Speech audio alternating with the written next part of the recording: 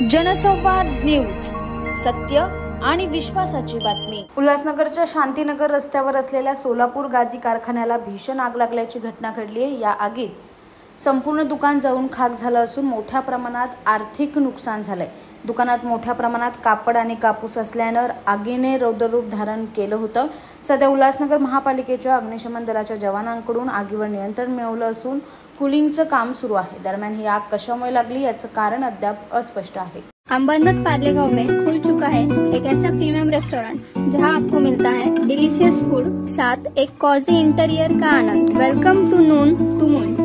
हर corner आपको अपने एक अलग वर्ल्ड में ले जा सकता है। फैमिली मीटअप्स, गैदरिंग्स या अपने special dinner, non veg to veg, इनके मेन्यू में आपको हर तरह के डिलीशियस मिलते रहेंगे। इसके लिए स्पेशल सिंधी डिशेस, जहाँ आपको मिलेगा एक वाइड वेराइटी ऑफ डिशेस, हर एक टेस्ट बर्ड को सॅटिस्फाय कर सके।